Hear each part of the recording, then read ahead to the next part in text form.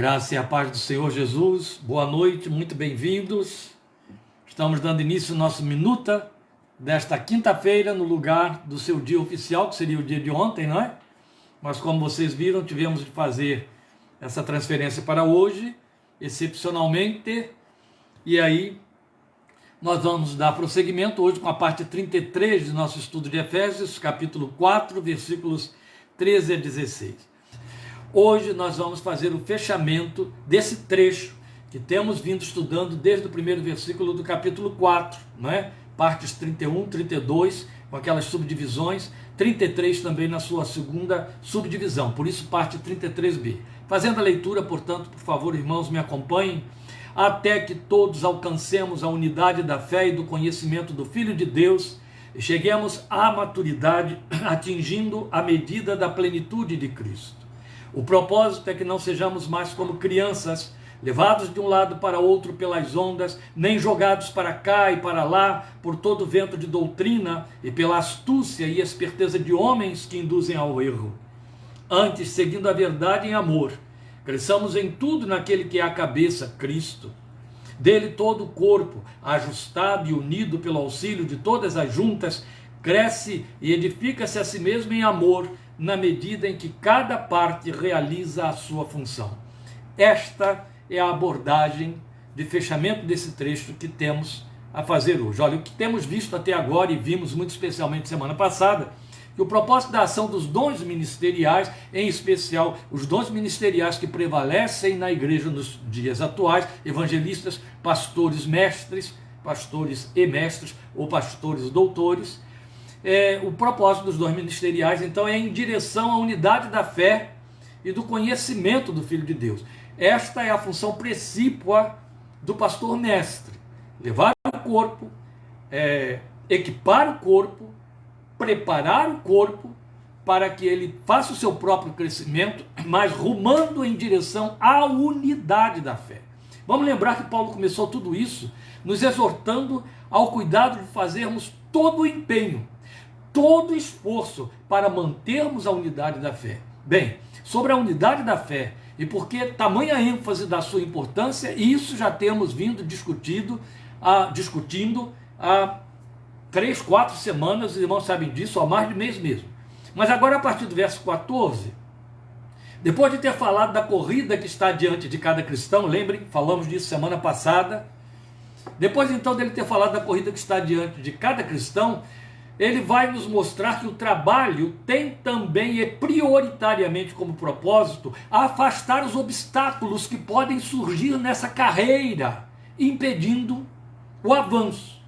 O que pode, segundo a alegoria que o apóstolo cria aqui para se explicar ou nos ensinar, o que pode ser um estorvo trágico, tremendo, para impedir o crescimento, para impedir o avanço e crescimento?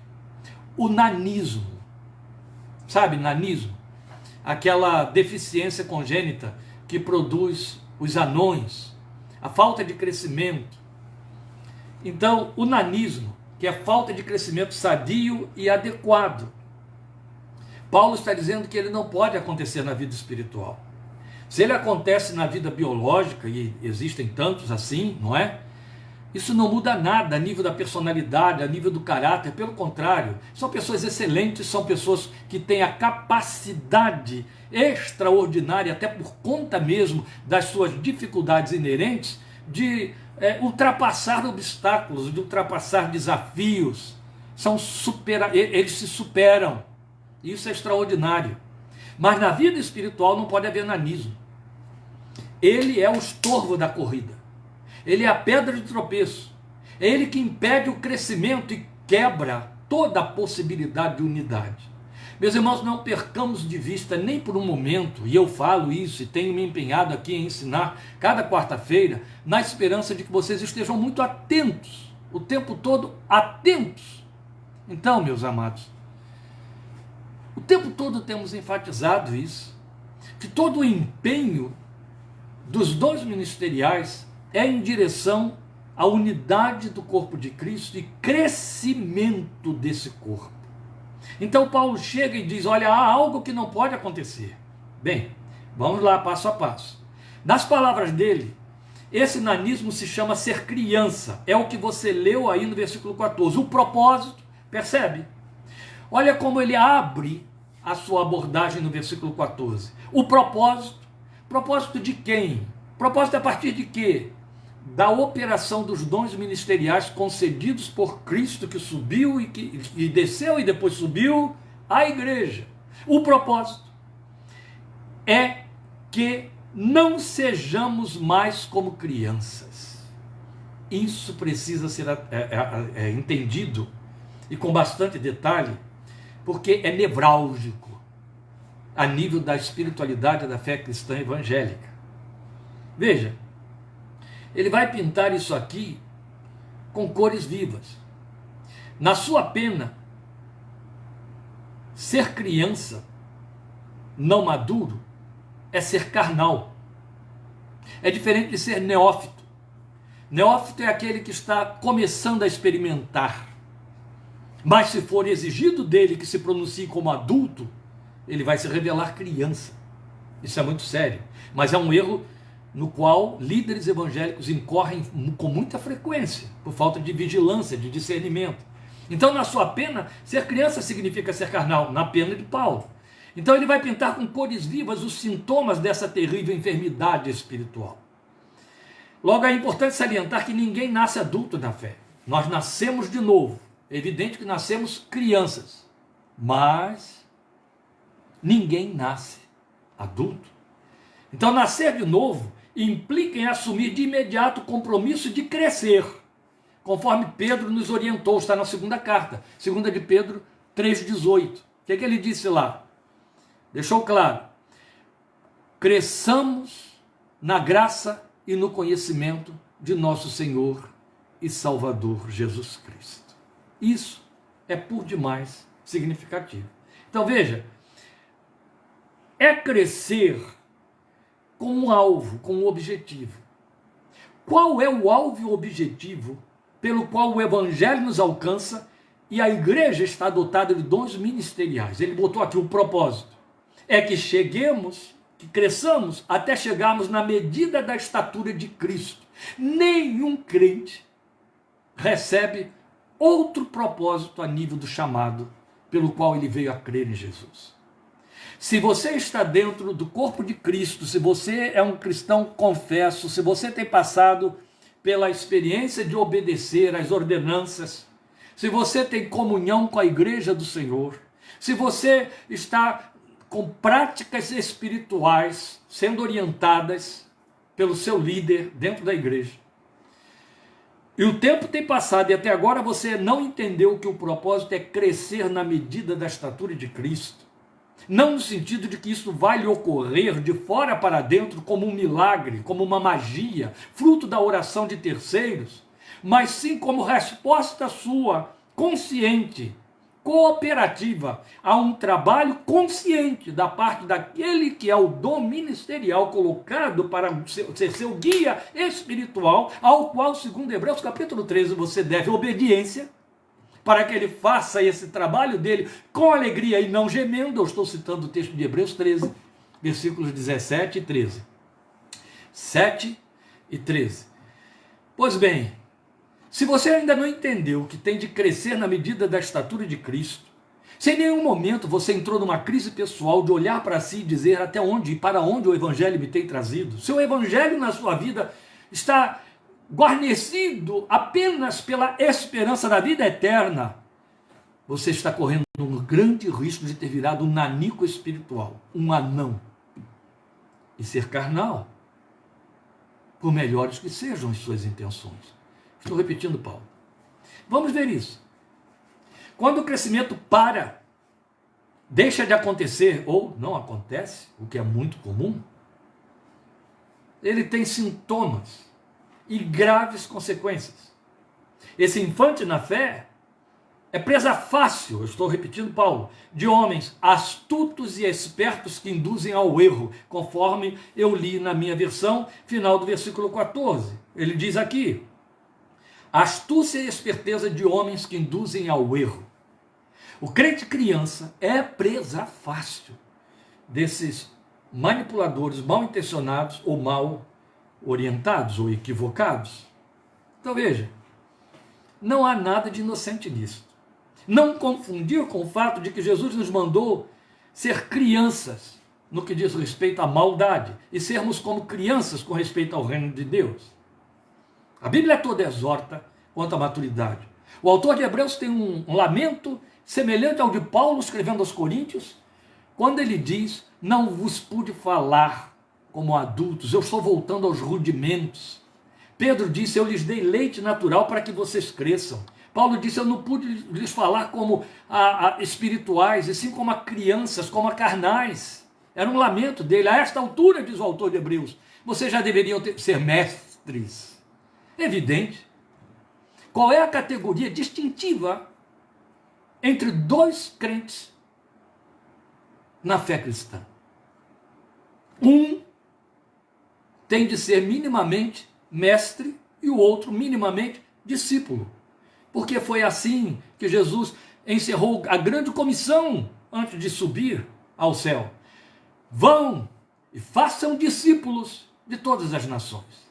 De um lado você tem um discípulo, do outro lado você tem um mestre e um discípulo. Para fazer discípulo você precisa ser mestre desse discípulo. Então não tem escapatória. Por isso é que com autoridade, liberdade, todo direito, o autor de Hebreus se queixava. A esta altura vocês já deveriam ser mestres, mas eu estou tendo de voltar aos rudimentos da fé. Lamentavelmente, alguns pastores, vários pastores, muitos pastores, homens de Deus a quem eu ouço várias vezes, me trazem seus lamentos muito pertinentes, da amarga decepção de descobrir que depois de investir tanto e com tanto empenho, descobrem que pouco têm sido acompanhados, entendidos, absorvido o seu ensino da parte daqueles que estão acomodados e não querem crescer, porque confundiram a proposta do Evangelho, achando que o Evangelho entrou para fazer magias na sua fé, na sua vida, na sua história, e não para pegar o novo homem e fazê-lo ser homem novo em Cristo Jesus. E aí eu estou me referindo de forma genérica ao ser humano cristão. Depois nós devemos lembrar que esta é uma preocupação já apontada pelo próprio Senhor Jesus, que falou do surgimento de falsos profetas e falsos mestres no meio do seu rebanho. Ele advertiu: não sigam. Isso está naquilo que chamamos de pequeno apocalipse, no final dos evangelhos, especialmente em Mateus. Depois nós lembramos a séria advertência de Paulo aos presbíteros de Éfeso, lembram, em Mileto, quando ele os encontra em Mileto para se despedir, chegam os presbíteros lá, e ele diz: vocês não verão mais a minha face, e ele faz uma tremenda exortação a respeito da igreja, sentida, todos choraram muito.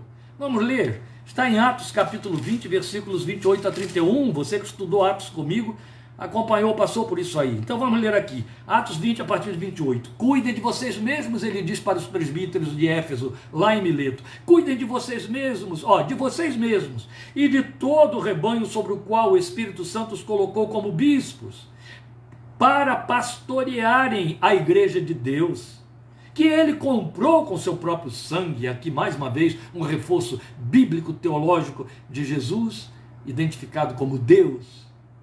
O Deus comprou a igreja com seu próprio sangue, Cristo Jesus. Sei que ele diz no versículo 29, depois da minha partida, lobos ferozes penetrarão no meio de vocês e não pouparão o rebanho. E dentre vocês mesmos, ele está falando dentre os líderes, vocês líderes é o que ele está dizendo, se levantarão homens que torcerão a verdade, a fim de atrair os discípulos.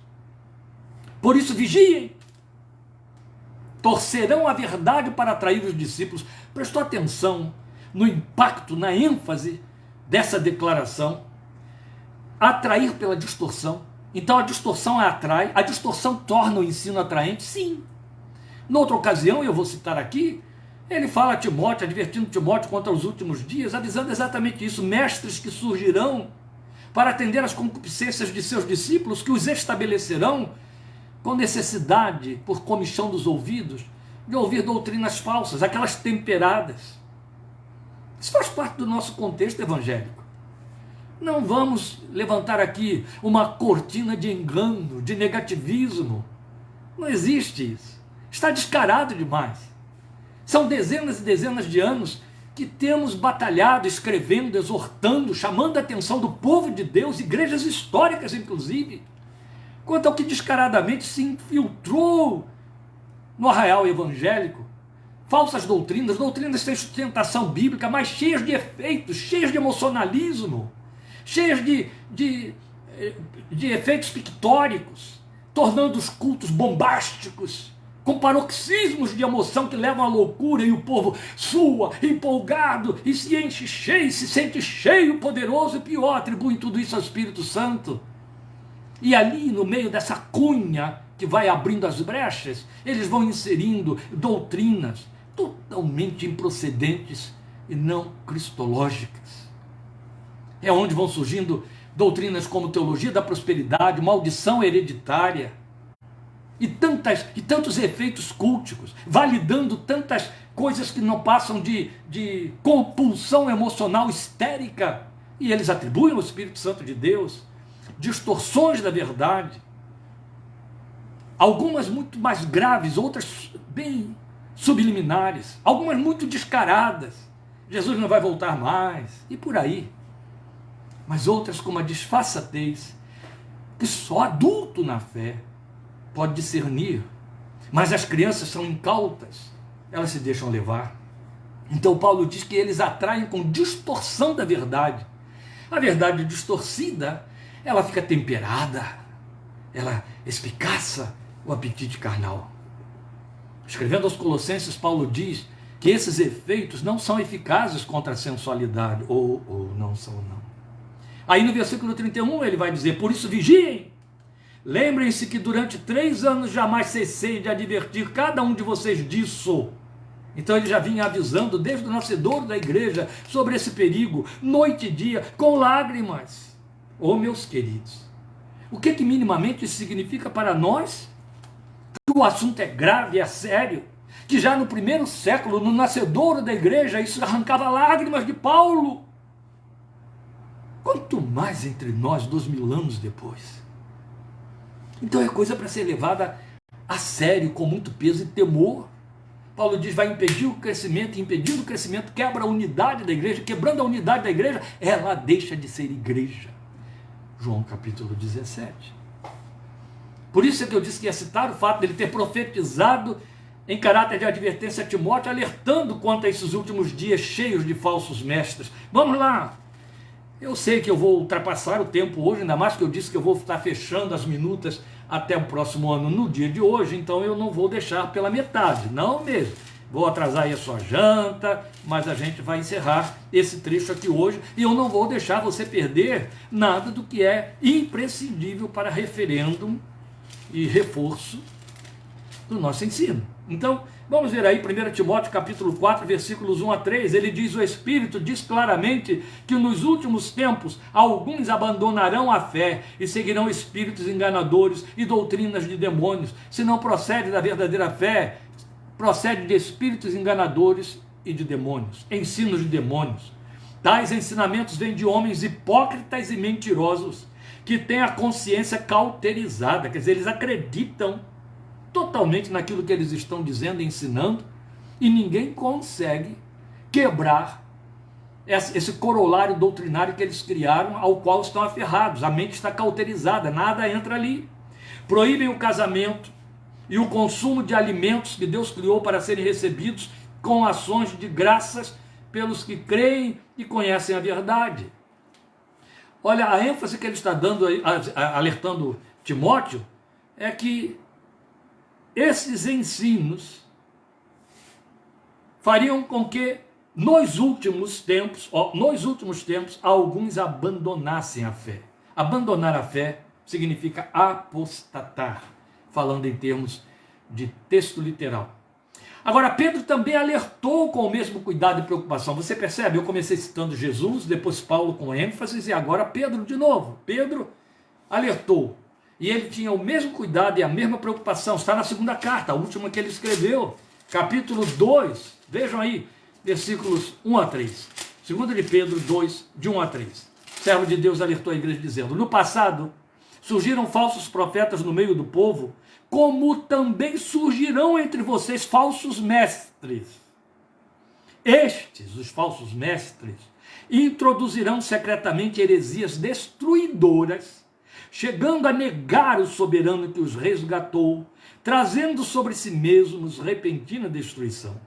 Muitos seguirão os caminhos vergonhosos desses homens, e por causa deles será difamado o caminho da verdade. Em sua cobiça, e o que está por detrás é cobiça, tais mestres os explorarão com histórias que inventaram. Explorar mesmo, arrancar dinheiro, fazer você dar o que não tem de dar, patrocinar o que não tem de patrocinar, pagar com talismãs e coisas semelhantes. Há muito tempo a sua condenação paira sobre eles e a sua destruição não tarda. Oh Deus! Eu comecei com Jesus, estou em Paulo, vim para Pedro e agora vou para Judas. Percebe como que os homens de Deus, o Espírito Santo se serviu desses pilares da construção, o alicerce no qual o edifício cresce, apóstolos e profetas, para nos advertir de coisas que os levaram a chorar, porque profetizavam, eles tinham antevisão de uma tragédia sem tamanho. Por isso é que alguns se enfadam de nos ver tantas vezes, repetitivamente, exortar, alertar, condenar, denunciar o que graça por aí, e até consideram, insinuam, não pode pregar uma outra mensagem mais leve. Eu me lembro de uma vez alguém chegar para mim e dizer, quando você faz esses ataques todos aos que estão ensinando e falando por aí, é tão menos proveitoso do que quando a gente ouve você falar sobre aquelas coisas que enchem o nosso coração, etc. É um perigo você ouvir o crente falar esse tipo de coisa. Primeiro, que há um poder de sedução aí muito grande. Segundo, porque ele pode estar sendo um daqueles que tem comichão dos ouvidos e não quer confronto com a verdade, mesmo porque o pé já pode ter pisado no lodo, está comprometido lá com a confissão. É fácil você perceber. O crente faz uma cara de coerência com o seu ensino na sua frente, mas nos bastidores está procurando fogo fato, fogo falso, o fogo dos filhos de Arão. Está se deixando seduzir por fantasias, por palavras de ordem, por marchas disso e daquilo para Jesus e etc. Eivados de superstições. Eu lembro de ter ouvido crentes veteranos dizerem, eu não posso perder a nova marcha que vai acontecer em São Paulo, porque a gente tem que tomar posse de uma determinada área, e então nos orientaram a escrever o que queremos numa folha de papel, dobrar, colocar dentro do calçado, porque à medida que nós vamos andando e pisando ali em cima, estamos reforçando o nosso empenho e a nossa oração pelo que queremos conquistar. Deus meu! Vale tanto quanto dizer, pega uma folhinha de arruda e coloca atrás da orelha. Vale tanto quanto dizer, pendure um talismã no pescoço. Vale tanto quanto dizer, vá se benzendo e faça sinalizações quando passar na porta do cemitério. Faça figa. Vale tanto quanto. O nome disso, falamos semana passada, é sincretismo. E pega quem? Crentes carnais. Quem eles levam? Crianças na fé. Jesus, Paulo, Pedro, Judas exortaram tanto. Quem somos nós para deixarmos isso passar batido? Nós que estamos vendo e vivendo ao vivo e a cores essas tragédias profetizadas debaixo do nosso nariz. Judas descreveu essa liderança do engano. Judas é aquela cartinha pequena antes de Apocalipse, que só tem um capítulo, nenhum capítulo, só versículos. Ele descreveu essa liderança do engano, essa apostasia, e ele as pintou com cores vivas também. Eu vou ler para você os versículos 12 e 13, apontei aqui. Esses homens, ele diz, são rochas submersas nas festas de fraternidade que vocês fazem. É muito interessante. Judas usa de muitas alegorias para descrever esses falsos mestres, ou lobos vorazes de que Paulo falou. Olha quantos títulos eles ganharam aqui. Enganadores, falsos mestres, lobos vorazes. Mas Judas amplia a metáfora e ele cria muitos outros argumentos, todos eles com o propósito de mostrar a periculosidade, o tamanho da tragédia que essa gente oferece, como Deus os vê, porque o que temos aqui é o anúncio da visão que o Espírito Santo tem sobre esses líderes, a respeito dos quais Jesus tinha deixado já muito claro em Mateus, como está registrado em Mateus, capítulo 7, versículos 20 e 21, que eles vão aparecer naquele dia diante dele. Foi em teu nome, Senhor, que nós fizemos sinais, foi em teu nome que profetizamos, foi em teu nome que expulsamos demônios. E o Jesus vai olhar para eles e dizer: se apartem de mim, malditos, eu nunca os conheci. Porque vocês fizeram tudo isso, mas praticam a maldade ao mesmo tempo. Ora, Pedro os denunciou dizendo: o que eles têm é ganância, cobiça, e vão explorar vocês para alimentar essa cobiça, para poder dizer: eu tenho tanto em depósito, olha como eu triunfei na prosperidade, porque Deus me abençoou, porque Deus aprova o meu ministério, olha como eu sou próspero, olha quantos bens eu tenho, olha onde eu tenho casa, olha como eu consigo manipular com líderes, pô-los e depô-los, influenciando o povo incauto que me dá ouvido. Eu estou traduzindo para você a realidade do nosso dia a dia. Então, Judas diz: esses homens são rochas submersas nas festas de fraternidade que vocês fazem, comendo com vocês de maneira indecorosa ou desonrosa. São pastores que só cuidam de si mesmos. Rochas submersas, pastores que só cuidam de si mesmos, e não para aí. São nuvens sem água impelidos pelo vento, ou seja, promessa de nada. Deles não virá refrigério, deles não virá vida. Não haverá a chuva que rega e que faça brotar o que eles mesmos estão plantando. Nuvens sem águas impelidas pelo vento, árvores de outono, olha que alegoria perfeita, árvores de outono sem frutos, 2 vezes mortas, arrancadas pela raiz. São ondas bravias do mar, espumando seus próprios atos vergonhosos. Ele usa de uma linguagem imaginária muito vívida e muito intensa, movimentos dinâmicos, aterradores, ondas bravias do mar, que fazem muito rugido, que apresentam pelo seu rugido e tamanho a ideia de força, de poder, de majestade, mas que na verdade as suas espumas são atos vergonhosos, só fazem barulho, sem efeito algum. Estrelas errantes. É muito proposital essa metáfora usada por Judas, porque o livro que vem logo em seguida, Apocalipse, Jesus começa dizendo que os pastores são estrelas nas suas mãos. Judas está dizendo: esses pastores que se servem do povo apacentando a si mesmos, que se servem de engano, que induzem ao erro, são estrelas, sim, mas estrelas errantes, para as quais estão reservadas para sempre as mais densas trevas. Amados irmãos, eu lhes fiz uma exposição de textos fortes, intensos, de profunda advertência. Paulo fecha tudo isso dizendo em 2 Timóteo 3,5, tendo aparência de piedade, mas negando o seu poder. Aparência de piedade, mas não há eficácia por detrás dessa aparência. Negam o seu poder. Mas os que não crescem, os imaturos na caminhada da fé, os nanicos, são presas fáceis deles. E aí atrapalham o crescimento do corpo. Quebram a unidade. Como quebram a unidade?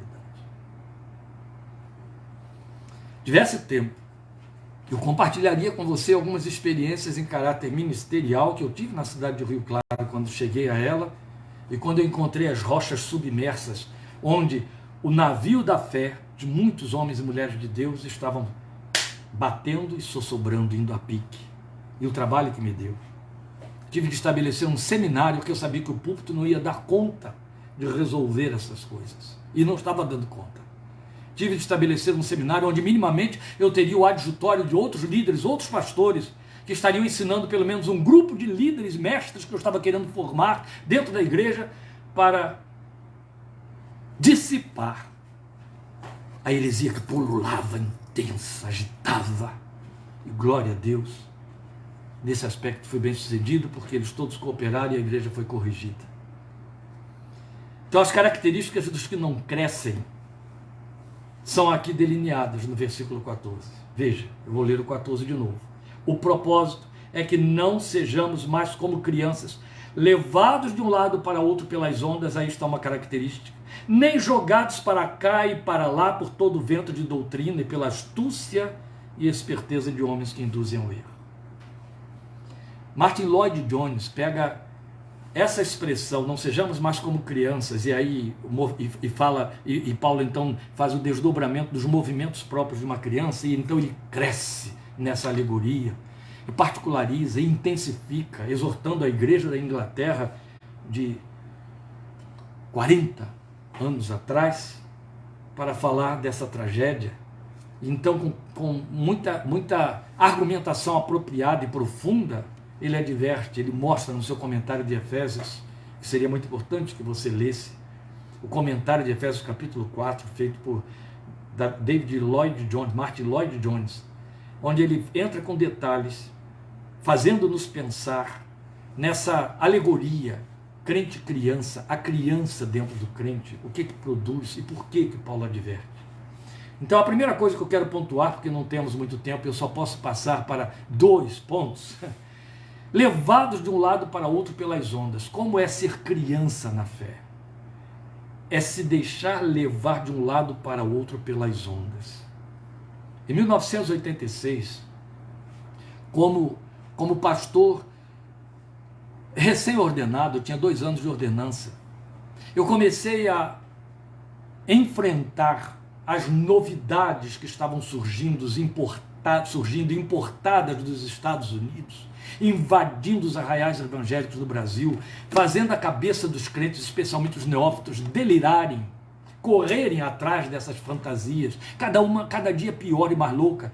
Eu lembro que eu cunhei uma expressão, eu disse modismo da fé. Mas Paulo, 2000 anos antes, já tinha dado um nome a elas, chamou de ondas. Elas vêm como ondas, elas são como ondas, eu diria até algumas são tsunami. Elas invadem, vão levando tudo, arrebentam com tudo. Ninguém controla as ondas. O que você pode fazer é tentar sobreviver a elas, ou fugir delas. A verdade é que quando você é criança na fé, quando você não cresce, você se deixa levar de um lado para o outro pelas ondas que vêm, cogitando só de novidades. Lembra que Paulo escreve isso, falando dos crentes de Tessalônica? Só cogitavam de Atenas, perdão, dos homens de Atenas, só cogitavam de novidades. Querem saber o que é novo, o que é novo leva. Eu lembro de uma certa vez, eu tinha levado uma moça que tinha aparecido, sido jogada nos portões do nosso seminário em Pedra de Guaratiba, seminário congregacional, a princípio, segundo entendiam, endemoniada. Deu muito trabalho aos que estavam lá, depois pediram a minha ajuda, eu já era pastor, já estava ordenado. Pude fazer contato com essa moça, percebi o seu distúrbio psiquiátrico muito intenso, que estavam todos atribuindo a demônios, e consegui que um pastor psiquiatra a atendesse no seu consultório.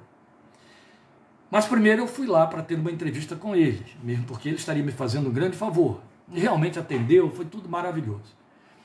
Quando eu cheguei, a secretária dele tinha sido uma betelina, tinha me conhecido no Betel, e ela agora trabalhava ali como secretária dele. Então eu sentei, havia uma senhora sentada já esperando a vez para ser atendida, e a moça que me conhecia começou a conversar comigo, e como o Betel ensinava muito isso, por mais intimidade que pudesse ter, e não havia tanto assim, o Betel orientava que, uma vez ordenado, todos se dirigissem a você pelo título de pastor. E ela então não perdeu tempo, e toda hora que falava comigo dizia: então pastor Kleber, pastor. E a mulher parou e ficou me olhando fixamente, sentada na minha frente. Ela estava com uma Bíblia na mão. Provavelmente porque tinha ido a um psiquiatra cristão, né, para se proteger. Certamente também havia sido recebida essa recomendação: procura um psiquiatra. E eu me lembro que estava muito em moda uma expressão que depois virou deboche, brincadeira de mau gosto. Está amarrado, está amarrado, está amarrado. Naquele tempo, os demônios estavam em alta, Satanás estava em alta na cabeça dos crentes. Tudo era diabo, tudo era demônio, o crente vivia acossado com medo terrível de tudo, supersticioso, e por aí estava sendo ensinado aos crentes. ao povo de Deus, que estava sendo levado para dentro do cativeiro da superstição. E como ela ficou ouvindo a secretária me chamar pelo título, pastor, pastor, o irmão é pastor? Eu falei, sou. O irmão sabe fazer amarração? Quase que eu disse para ela, mas não ia fazer isso, que seria falta de piedade. No tempo que eu estava no terreiro de Umbanda da minha tia, eu sabia. Mas eu não ia dar essa resposta a ela, mas passou aqui pela minha cabeça. O irmão sabe fazer amarração? Eu devolvi perguntando, como é, irmã? Como ela viu que eu não sabia por causa da minha pergunta, a ignorância já saiu na pergunta, não é? Como é, irmã? Ah, tá. Se fechou e voltou para dentro da sua Bíblia. O que ela queria que eu amarrasse, eu não sei. Só estou dando esse exemplo para você perceber como estava a cabeça dos crentes naquele tempo. Era uma onda nova. E aquela era só uma das várias ondas que vieram e não pararam mais e continuam vindo até os dias de hoje. Lembro de um pastor muito amigo, muito chegado. Ele e a sua esposa, estudamos juntos no seminário. E ele foi uma certa vez assistir a um culto de avivamento na igreja do irmão dele, que também é pastor. Chegou lá, ele assistiu um espetáculo, do qual voltou arrepiado e enojado, assustado. Estava compartilhando comigo a sua tristeza, porque ele viu na igreja do seu irmão, e lá no púlpito que eles chamam de palco, um líder avivalista que estava transferindo para o irmão dele, o pastor da igreja, cargas elétricas espirituais. Acreditem, foi isso mesmo. Então o irmão dele estava caído no chão, porque ele já tinha imposto a mão sobre a cabeça dele, ele já tinha recebido um choque do Espírito Santo, e aí o sujeito começou a fazer umas brincadeiras, porque dizia, agora ele vai receber uma carga de 220 volts, e aí o pastor se contorcia todo no chão, agora vamos aumentar a carga para 440, meus irmãos, você pensa, ou se você pensa que eu estou exagerando, ou que isso é raro, você é bem-aventurado, porque significa que você está poupado dessas baixarias. Mas basta você se sentar do lado aí da sua comadre, que você, que seja evangélica, e se você crafuchar um pouquinho, você vai ouvir coisas muito piores, viu?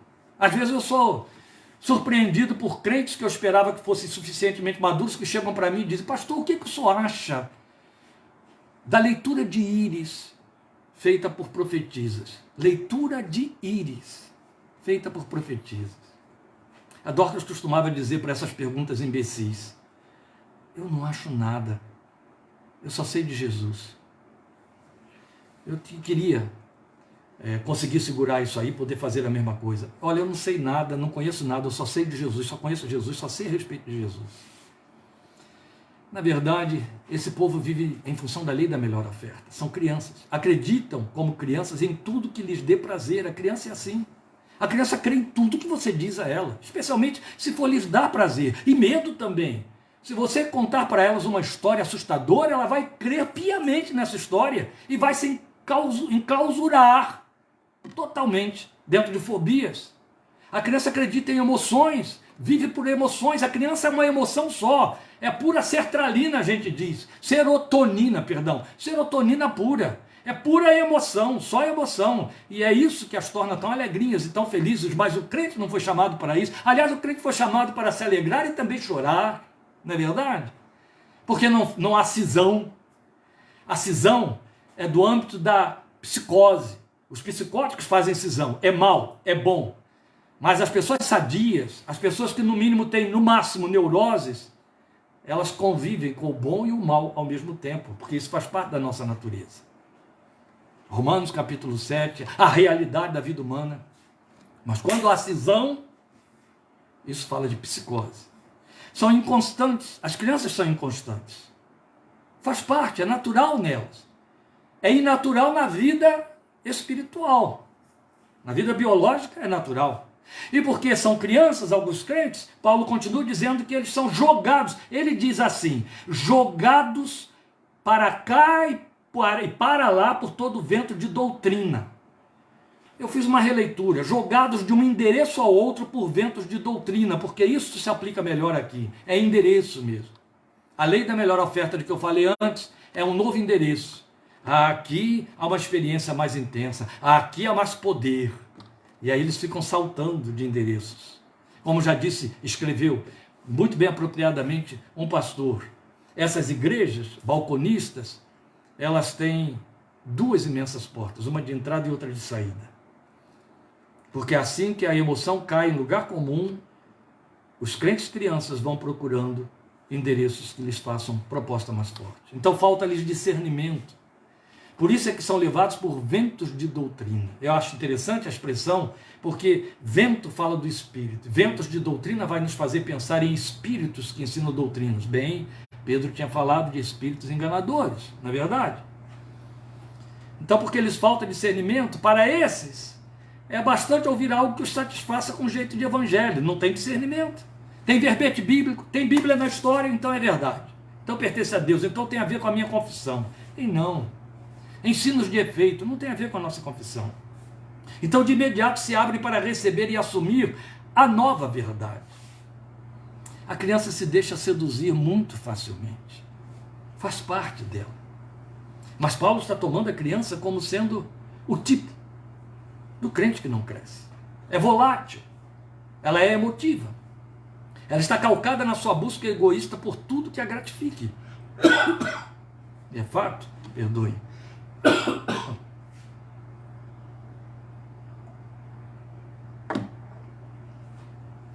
E ao mesmo tempo, por ser criança, é intrinsecamente crédula e indefesa. É o que chamamos de falta de discernimento. Mas no tocante às coisas do reino de Deus e da sua palavra, o nanismo, o ser criança é um pecado. É um tropeço, é o tropeço da corrida. Lembre, falamos disso, corrida, carreira, semana passada, onde você tem de crescer. Mas o nanismo impede. É um tropeço porque é algo que não pode acontecer. Quebra a unidade. Quebra a unidade. É difícil falar com um crente carnal, conversar com ele, ter comunhão com ele.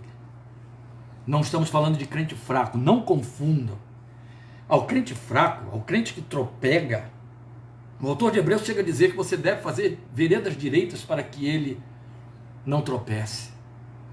Você deve ter paciência com o fraco na fé. Não estamos falando de fraqueza. Não estamos falando de pecado. Estamos falando de comodidade espiritual. Estamos falando de desinteresse espiritual. Carnalidade. É um infantilismo que a palavra de Deus não autoriza. Então o apóstolo aponta as vias de escape para que a corrida nos leve até o ponto de atingirmos o alvo. Vamos voltar aí, agora entra no versículo 15. Antes ele diz: seguindo a verdade em amor, cresçamos em tudo naquele que é a cabeça, Cristo. Percebe aí?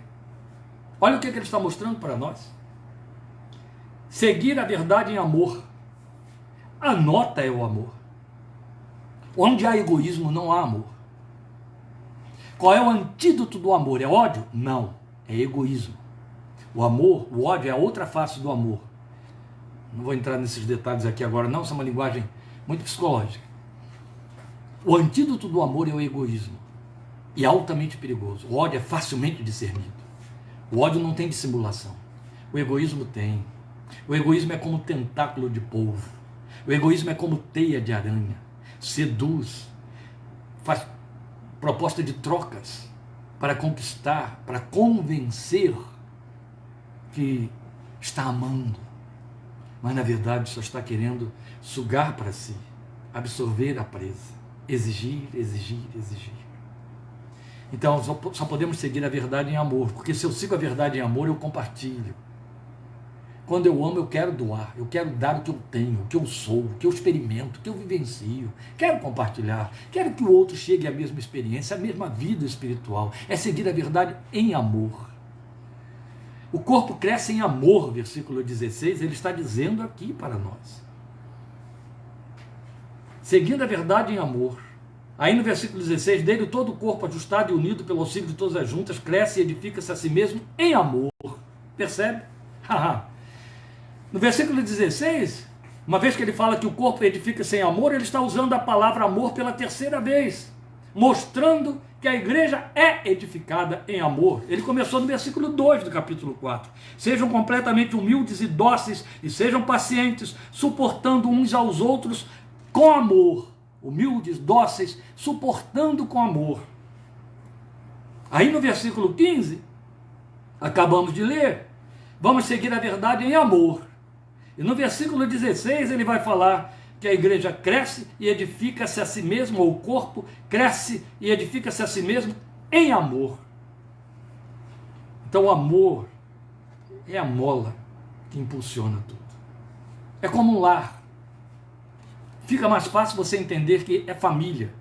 Família é a palavra que desponta na carta aos Efésios como a alegoria maior representativa da igreja. Tanto que nós temos no capítulo 5, aquele texto que é muito usado pelos pastores quando celebram um casamento, a união mística entre Cristo e a igreja, entre o homem e a sua mulher. Família desponta aqui. Paulo fala dos domésticos da fé. Paulo fala que nós somos família de Deus. Começamos tudo isso estudando, ele dizendo que nós somos família de Deus. Família é isso, e fica fácil você entender quando você trabalha com o construto família. Por que a igreja se edifica em amor? Porque é família.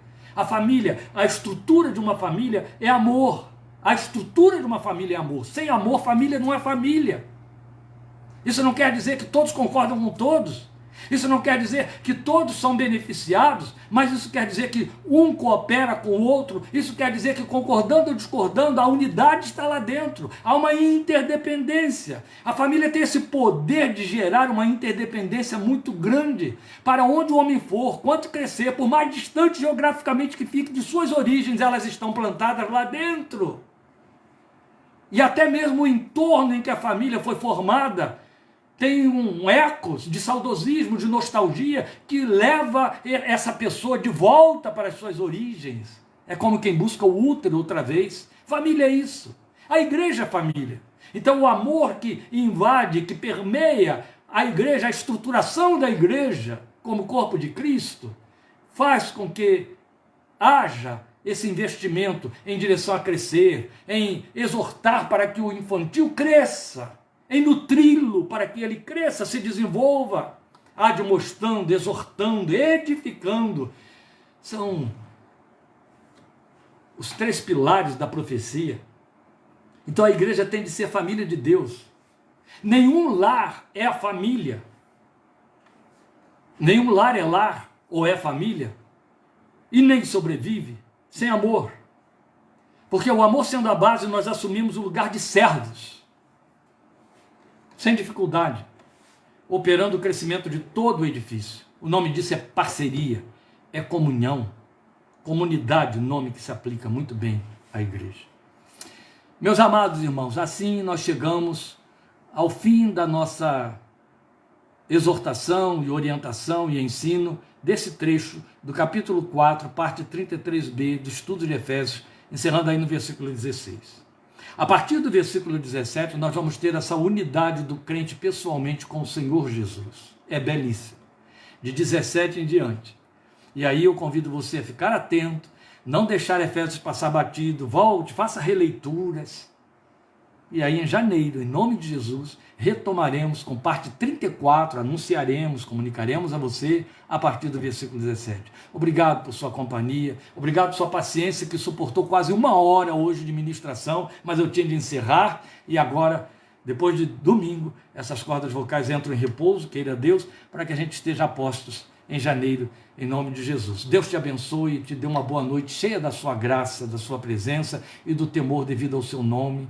E se você não estiver conosco no domingo, na transmissão, já te desejo um Natal abençoado na presença do Senhor, cheio da graça e da sua presença, do temor de Deus no seu coração, para que a sua comemoração seja celebração, seja uma adoração, falada ou silenciosa. Um Feliz Natal para você, um ano novo abençoado na presença do Senhor Jesus. Muito obrigado.